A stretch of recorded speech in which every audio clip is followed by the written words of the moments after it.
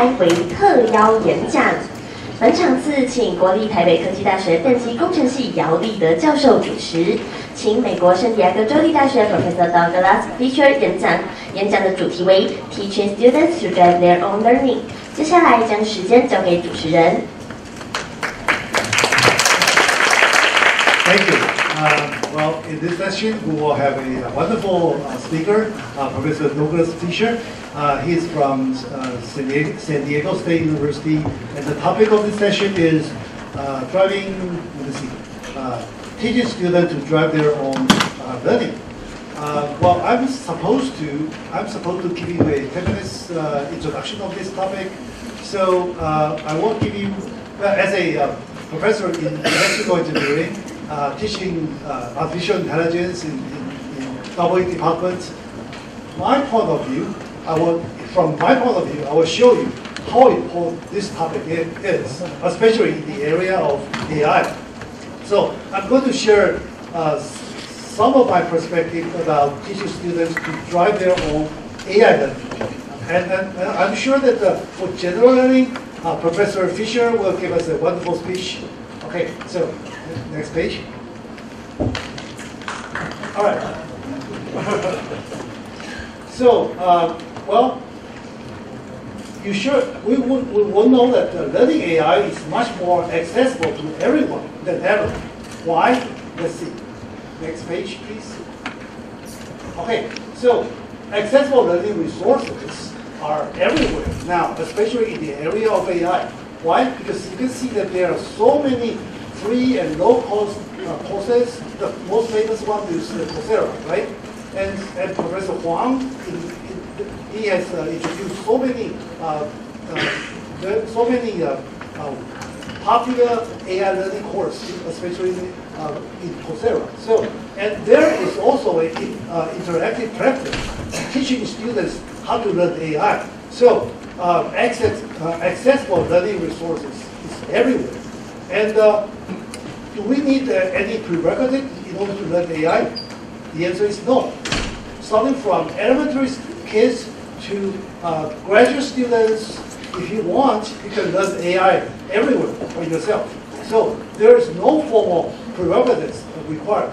You can learn AI by yourself. You can set up your own pace, and everyone can design their learning path to learn AI. So and not only that, there are so many community and peer supports. The most famous one is GitHub. Okay, in that platform you can share any your source code, or you can ask any questions in that platform.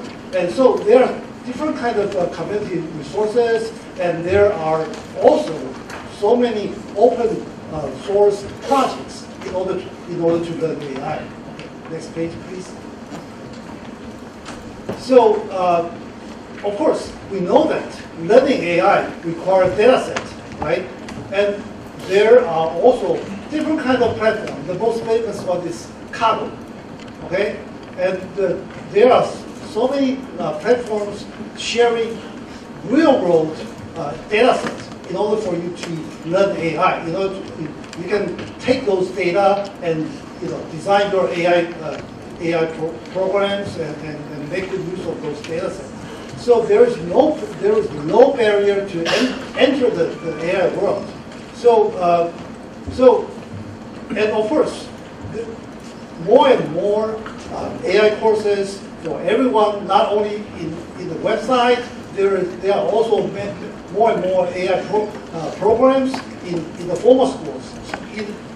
As I remember, from elementary school to graduate school, at least in Taiwan, there are different kinds of AI courses right now. And of course, there are also many organizations, practical organization, or the organization from the web. Okay, so you can find those different kinds of foreign focus on education. Next page, please. So, from my perspective is that teaching students to learn AI is very, very important. This is especially true. This is especially true in the AI world. So we are honored to have Professor Fisher. I have shared with you my perspective in the area of AI learning. And for the general learning, Professor Fisher will tell us how to drive students to learn AI. And I also have some of my ideas due to the time limitation. Please take a look at it. And I'm sure that Professor Fisher will give us much more wonderful speech. Let's have big hands to welcome Professor Fisher. Thank you. I extend my gratitude for the invitation to join you all today. I really appreciate that. My topic is around driving learning. And there's been a word that we've been using for the last couple days around engagement. How do you help students develop talent if they don't engage in the learning process? And we think about this a lot. And I guess most people would say engagement is a dichotomy, a yes-no. You're engaged, you're not. My colleague Amy Berry in Australia argues that engagement is actually a continuum.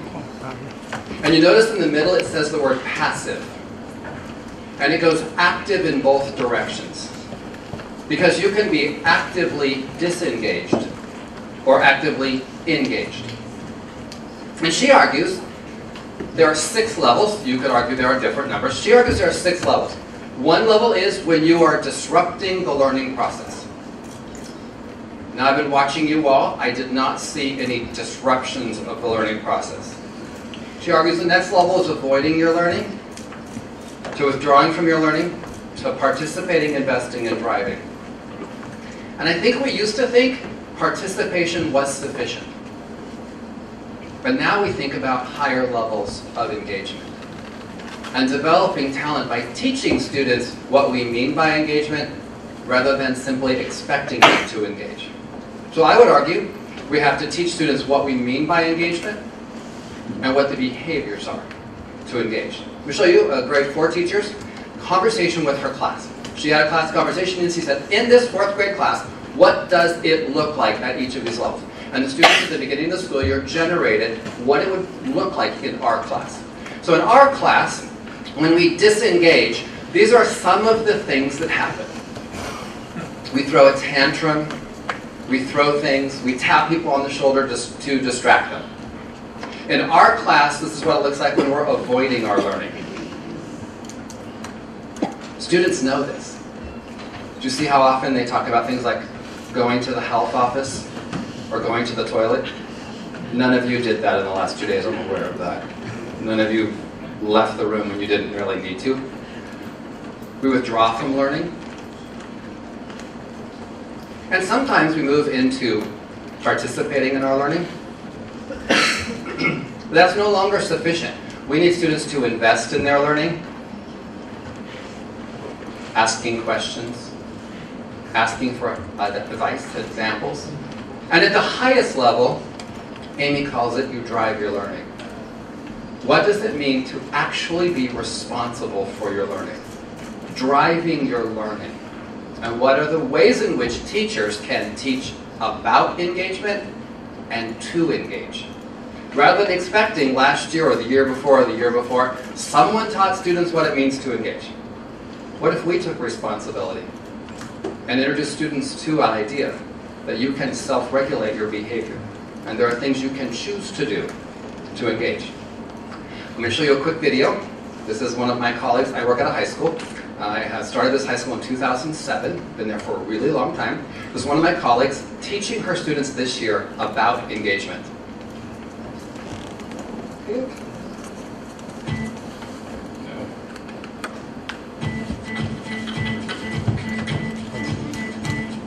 Alright, so today guys we're going to talk about levels of engagement.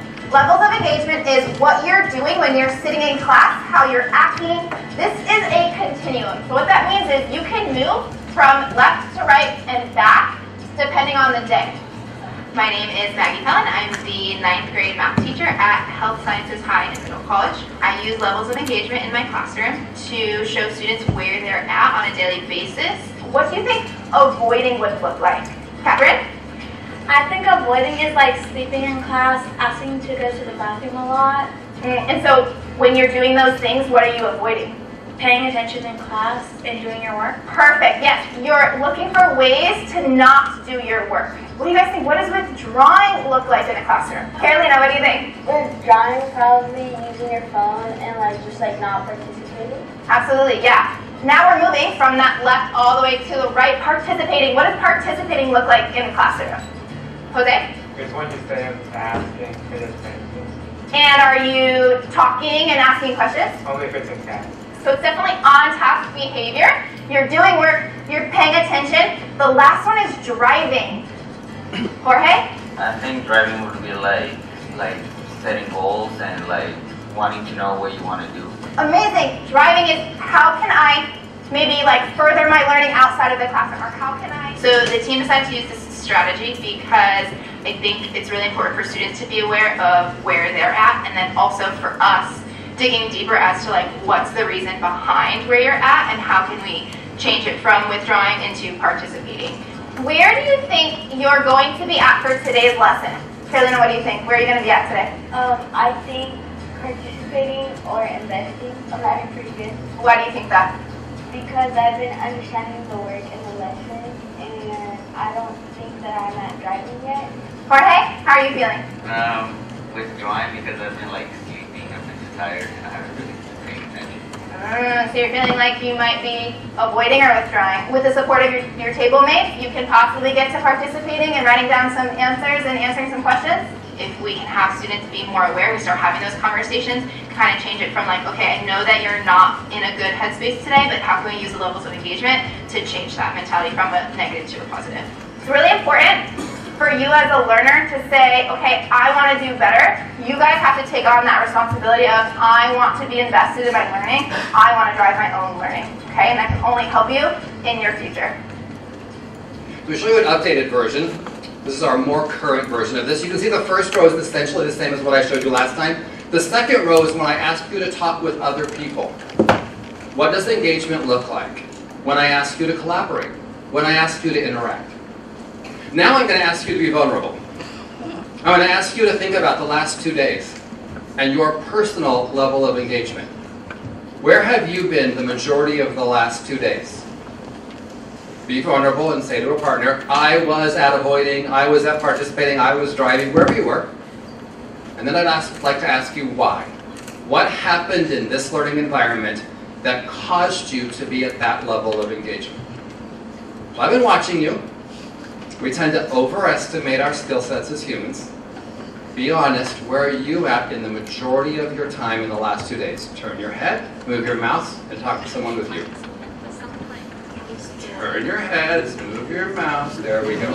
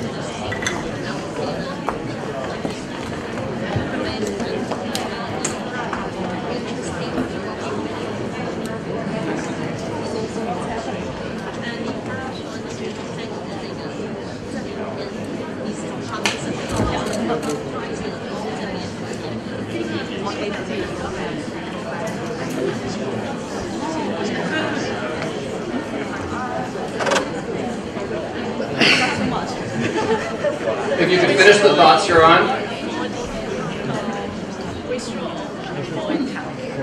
Welcome back. So my time with you is, how do we think about engagement along a continuum? And how do we teach students to drive their own learning? We use the phrase a lot around self-regulation in the last 2 days. And there is behavioral self-regulation, there's emotional self-regulation, and there's cognitive self-regulation. I'm going to focus mostly on cognitive self-regulation, recognizing there are other things that learners have to regulate. But I want to hang out more with cognitive regulation. My time here, I'm going to ask you at the end, can you think about using an engagement continuum to teach students to set their intention? Where do I intend to be today? And then to learn to reflect on their level of engagement. Second thing is, what do we mean when we say drive learning? Now the research base I'm going to use is on cognitive self-regulation, but most people that's too academic. So we say drive your learning. But the research base that I'm going to use is around cognitive self-regulation. My colleagues and I have done pretty extensive review of literature in learning sciences. We said, what does it mean to engage cognitively and to regulate your behavior? And we summarized this into 6 factors. 6 factors to have students drive their learning, or cognitive self-regulation if you like that better. Do they know their current level of performance? Do they know where they are going and develop some confidence to take on a challenge?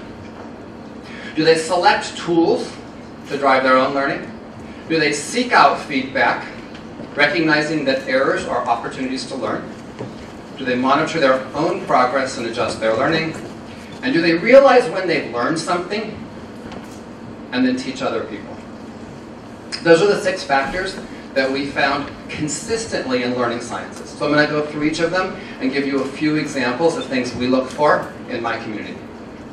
The first is, do students know their current level of understanding? What do you have to do as a teacher to make sure students know their current level of performance? How do we think about that? For example, do we have students self-assess? Do we design tools for students to self-assess their learning? Do we have conference with them? Do we talk to them one-on-one about where you are in the learning journey? Or do we have pre-assessments?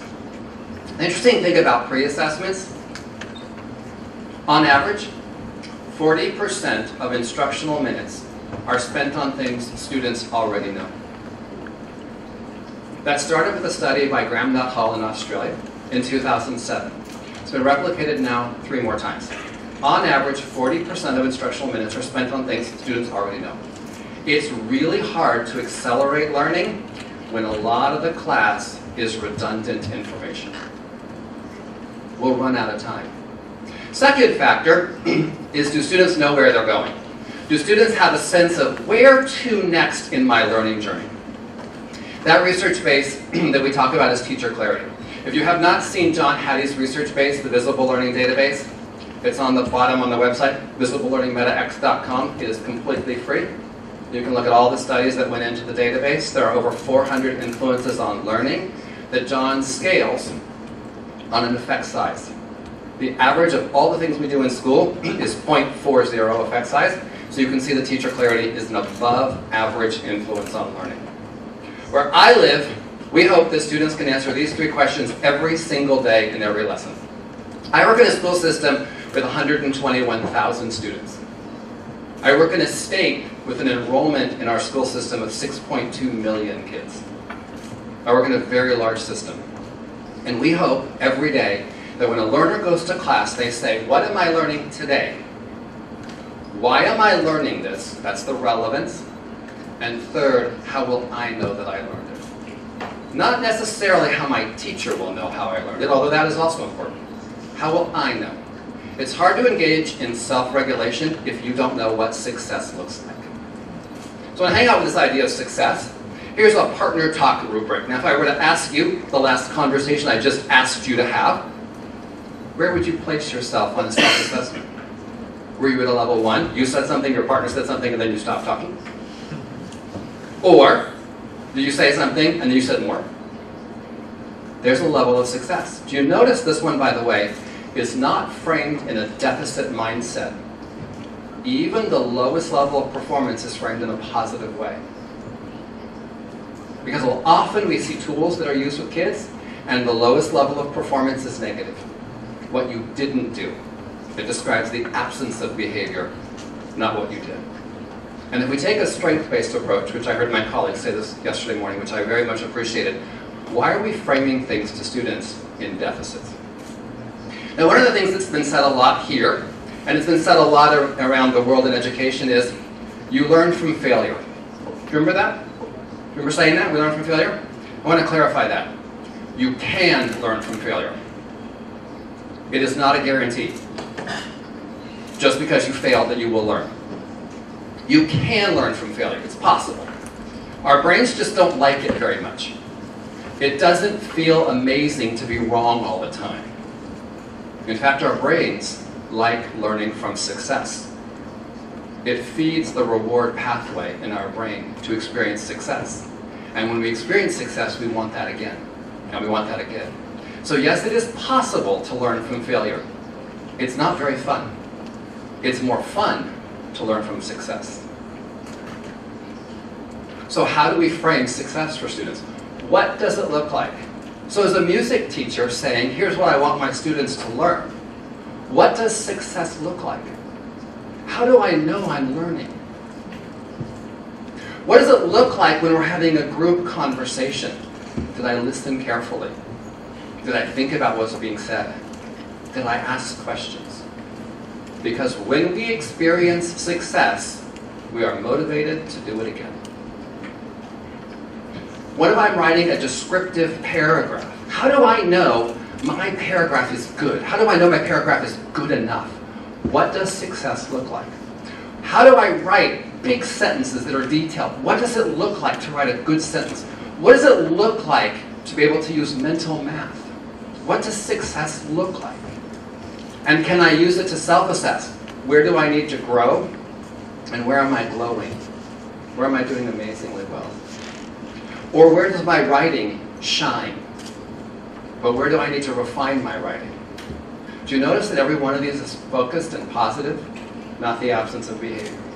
Because if we keep telling students, you can't do this, you can't do this, you can't do this, they start to become demoralized. They give up. Here's another one. It's got sentence frames built in. I'm only showing you this for an example. The sentence frames are built in so that peers can talk to each other about their work. Here's what I noticed in your work. Here's where you're glowing. Here's where you can grow, based on what success looks like from the teacher. Here's one from Australia. Self-assessment. The easy things are things that are supposed to have been taught in the past. The hard ones are our current learning. You see this year 2 student self-assessing her performance. Where do I still need to learn things?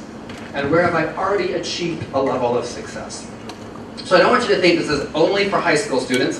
So I'm going to introduce you to Sarah. Sarah is a kindergarten student. Listen to Sarah talk about her current level of learning and where to next.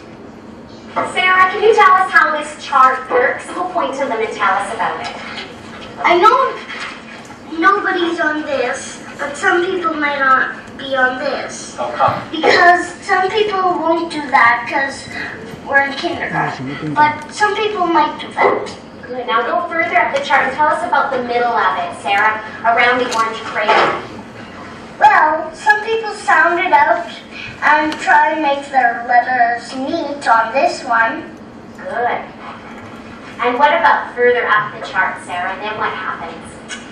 On this one, they try to sound it out. They try to make their letters neatly and try to make the thing right. This is where I am. I sound it out. I try to keep them nicely written. I try to make the right words.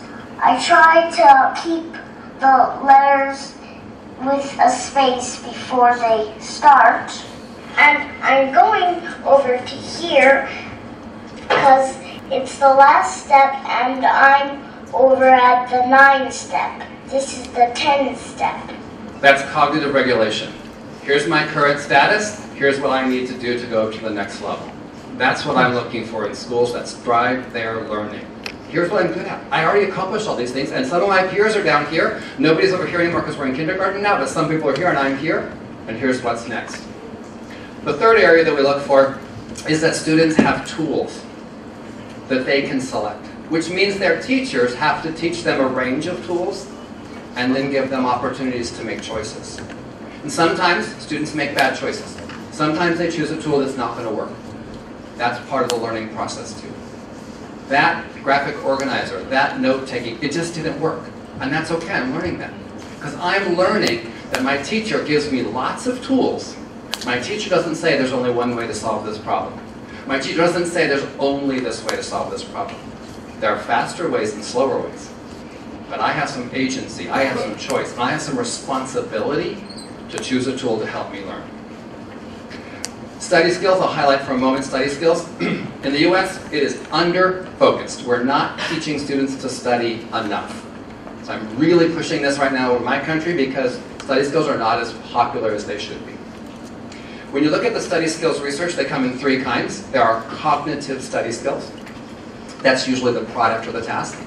There are metacognitive study skills like planning your studying, managing your studying, etc. And then there are the affective study skills, your motivation, your sense of self. I am a student, therefore I am one who studies. All of those come together to say, do students have choices? There are hundreds of study skill techniques. There are lots of ways to study. Studying in history is probably different than studying in science and mathematics. We have to teach students how to study. And then they have to choose tools that will allow them to study. One specific area that we've been working on is practice testing. There's decades of research on this, very strong effect sizes. Some teachers don't like it because they call it extra work. But practice tests have a really good impact on learning. Here's the evidence on practice tests. Lots of practice tests don't tend to change performance. Once is usually enough. The feedback paired with a practice test seems to enhance learning. It works both in elementary and secondary schools.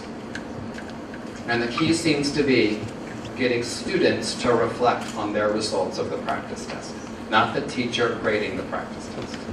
Here's an example of a second grade student analyzing her performance on a practice test.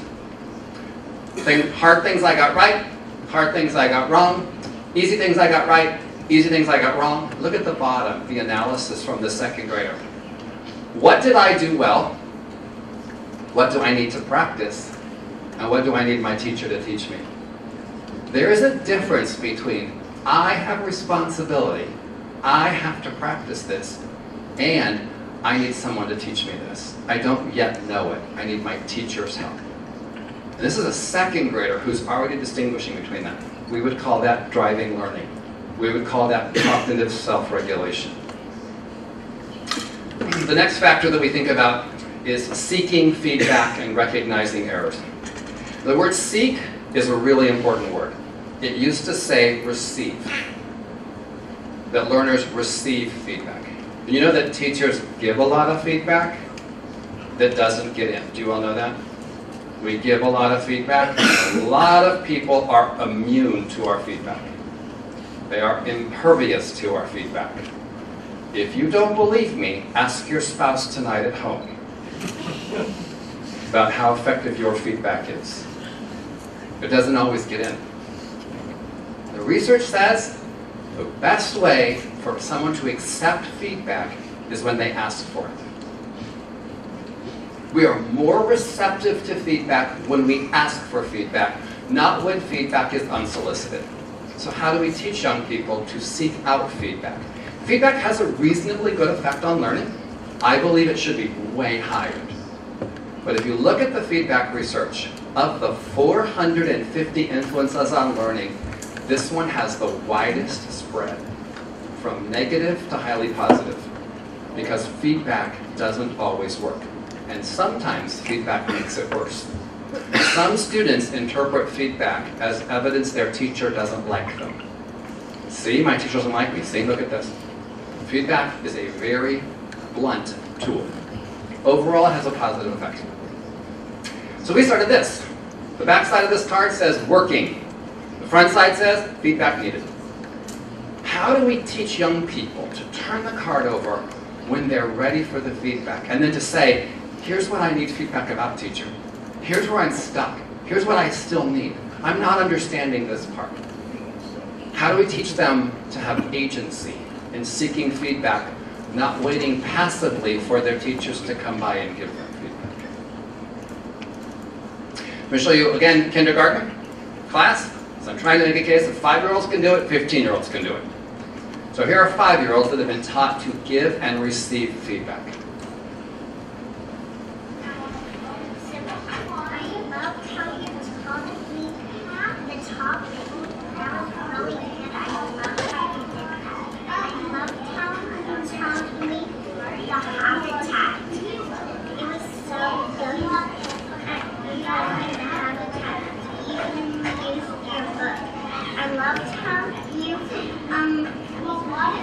Describe what they eat.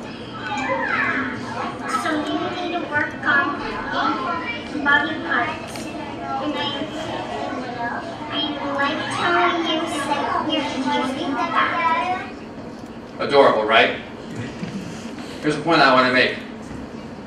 I don't know who captioned that video. The teacher sent it to me. The person who captioned it focused on the giver of the feedback. Twice, the boy says, "And what else?" Twice, asking for more feedback.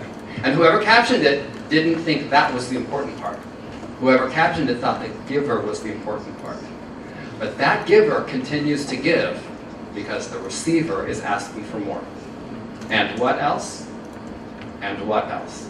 How do we teach young people that it's okay to ask for feedback, to be specific about the feedback they need, so they drive their own learning? One of the ways, we start normalizing this. How do we create checklists that say, I can't get started on my learning. What can I do by myself? What can I do with my peers? What do I need my teacher? I'm not even started on the learning process yet, and I need help.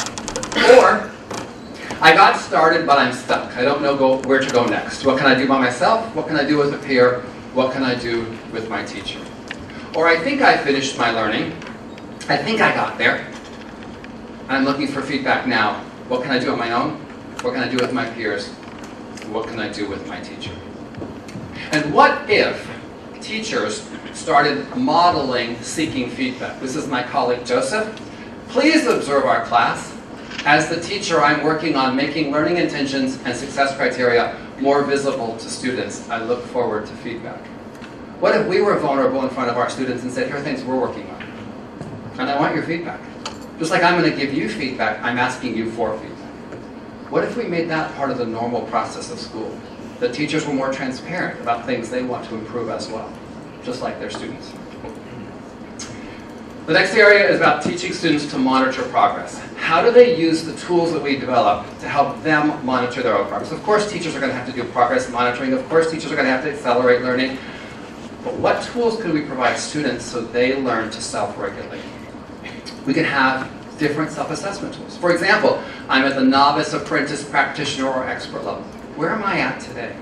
How do I monitor my own performance? How do I have an exit slip? Exit slips are very popular. Often the teacher stands at the door and collects the exit slip. But what if instead of us collecting it, students learn to self-assess? And they put it in box 1, I'm just learning. Or they put it in box 2, I'm almost there. I put it in box 3, I own it. Or box 4, I'm a pro. Imagine the conversation a teacher could have with a student who puts it in box 1, but the teacher thinks it's more like box 3. Or the student puts it in box 3, and the teacher thinks it's more like box 1. Or the student who puts it in box 1, and the teacher agrees it's box 1. It influences tomorrow's lesson based on teaching students to monitor their own progress. The last area is about helping students recognize when they learn something.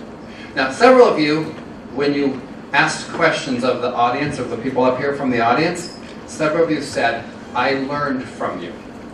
I heard that multiple times today. How do you know you learned something? What does it feel like when you learn? What's happening in your brain when you say, I learned this? That's what I want for students. I want them to recognize in-the-moment learning, because it's highly reinforcing. When you're learning something, it feels good. Floods the reward pathway with neurotransmitters. It feels amazing. And I want that student to feel that. Part of it is learning to teach other people. So in the research world, it's called peer tutoring. Some of the parents in my community don't like it because they don't want their kids peer tutoring other kids. So we call it teach back. Why do we call it teach back? Because there's a school in the United States named Harvard. You might have heard of it. You know Harvard? They invented something called teach back. They make their medical students teach back content to other medical students. So I say to parents, if you think your child might go to Harvard, your kid needs to know how to learn this. They live with it. How do we create an environment where young people say, I am ethically responsible for teaching other people that which I have learned? It's a moral imperative for me. When you learn it, how do I get you to be responsible for teaching others? One last clip around this. We have lots of kids do things at home, record them, load them into the learning management system.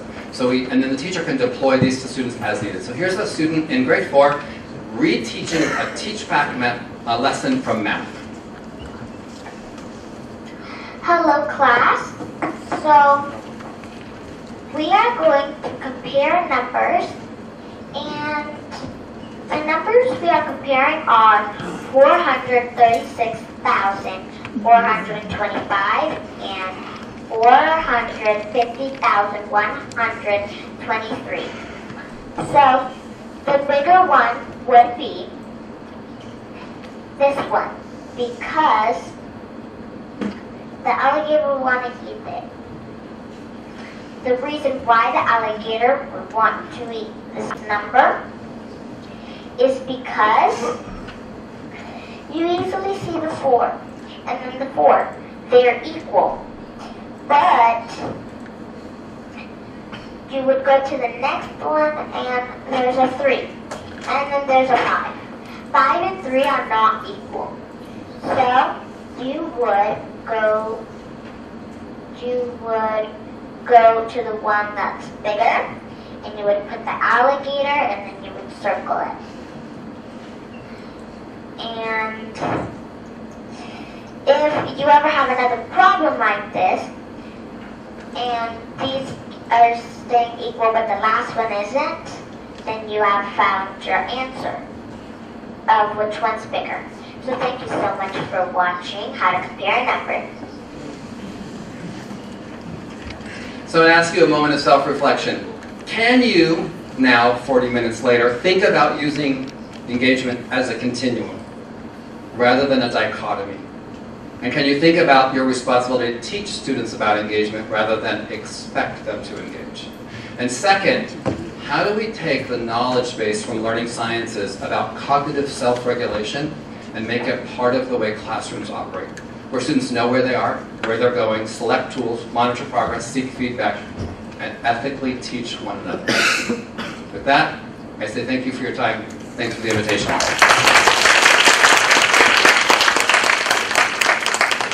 Thank you, Professor, for your insightful presentation.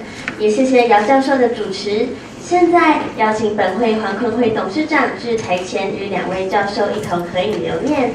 Now we are going to take a group photo with President Kunhui Huang. Please come to the stage.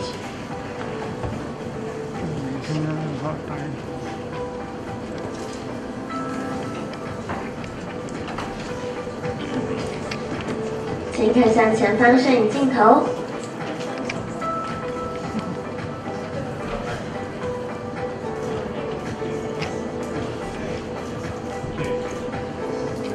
非常感谢各位教授。